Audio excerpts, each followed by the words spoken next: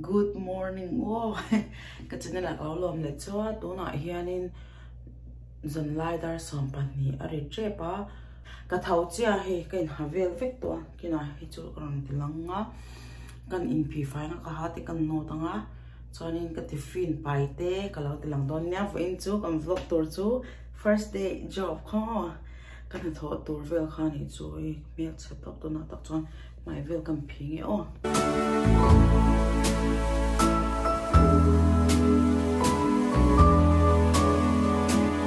mai cái phỉ dầu chứ tu na cream cần nói ngó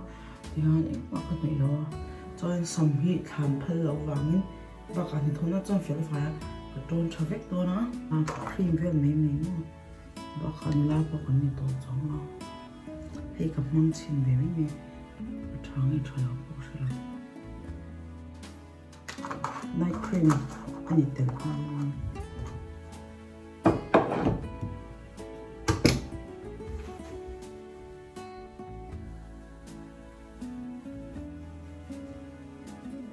video họ có tỷ lòng thấy đó nó chung không một phần lâu nha mà những con thì ăn có sự gần trong TikTok mấy lâu tạo bà bọn bản để ăn tiếng khá và khá nên bị chi bọn này đâu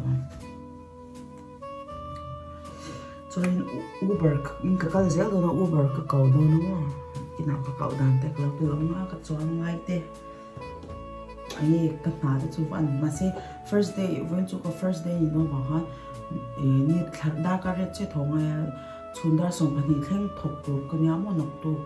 mà sẽ đa quá về là cái bang đó ni chú ni hi chung khát chú chân chú training đâu thì khác cái này thôi ni chú hi training lắm bằng anh tiếp tục tu ni chú một orientation về ha ni tập nó pin tóc nghe cái thời tiết của nó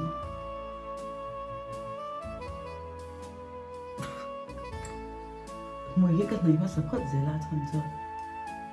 mùi lâu nãy tôi cho mẹ đàn đồ make up ăn đồ đàn để hi ra ta mùi cái này mà sắp hết rồi anh khuyên con này rồi lại hả mà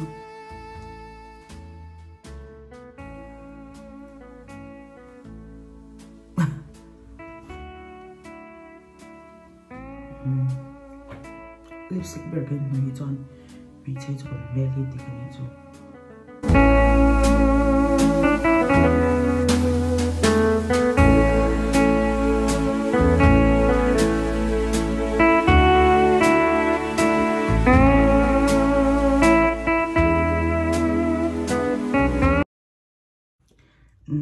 first day then is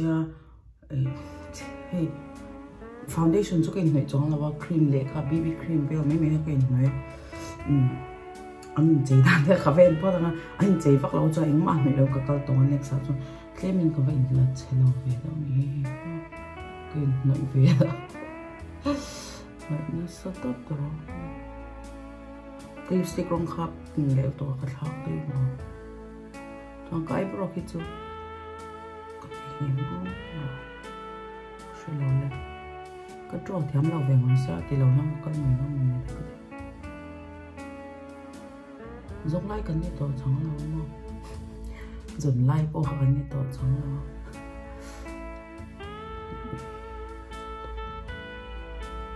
xong hít tròn tầm chẳng ai đâu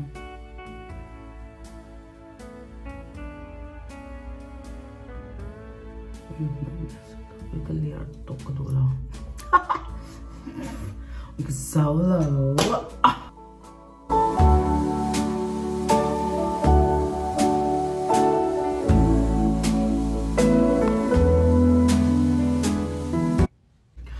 kiểu nó sao mày bốc xe mua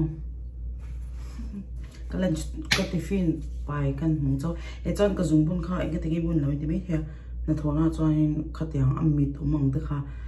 anh tay nó thua na cho cái anh tay bật thế như chú khang về là hanin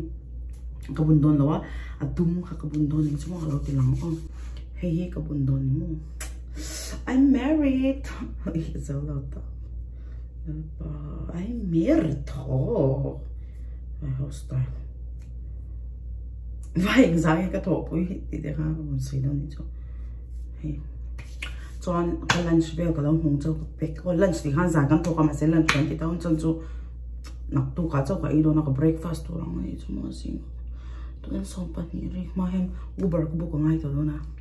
avo tak thut in ka te hi ka king do na pan te chuan in artui kan hi tui bera cho mar chan in ka pa ya chuan in chang zin ka ra mo zan lai ka ri tram ta chuan se thlum te rak te tui ka pai pok to na chuan in hi ka ke te lo nat lo tok lo na pain relief rang ka pai do na bur tok cham pai chi lo wangin pahni te ke khop kha ka pe ka nga chuan ka be ka nia voin chu pars te pai lo chan chu documents strong harong ken turan ti a ha om ve no wa ha ta ka pai to pa next sa chang ka pai to lo chuan hing ve ka thunga chuan he mi hi ka phe ko kun tur khan ya mo voin chu mo zulum kam bu na nge provide kha lai hi thira ang top ai nimpo nim thei lo ta ni chu special da wan siam ne he pha de sial rem ne nal lo tur mo an siam kha ne ti chi khop me he ken che dan chu tung ma tang he da sir hai mu thiam me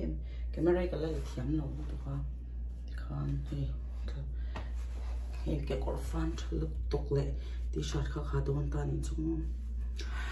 ready kalau kale oi ko mong ki chai to kalau kale mi lo ei lo tu te lo ta ke kalau kale mi lo du sak tu te tam to vina ke khom na po mi khwal lo nei tro mi lo se tu maryland chang ten oma kalom to em fa hang kalau bye bye cho mi lo en le na mo maryland mi how vin khom na ka thar how ning pok shet to lo te kha kalau bye bye chawa chonem mi dang po Mizoram ma po min du sak tu tam takin oma kaloma ka channel te lo entry in lo himpui te le mto hi alang bel hi lo wi na sak tak pali te kalong vel lang na so to khan so kalome chuanin kankal don nai to uber vel kam book vel nga cha uber chunga ka ron lang le don nya o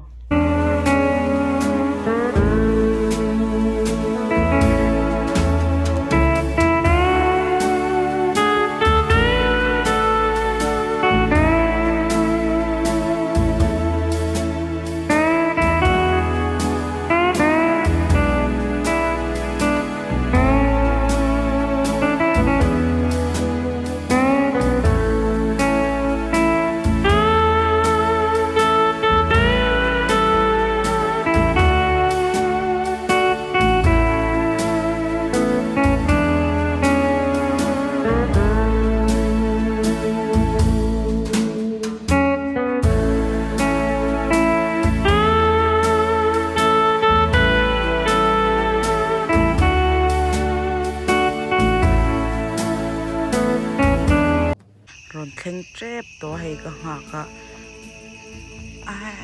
thim thave det via thim tha to ka be ki rit ve ra u to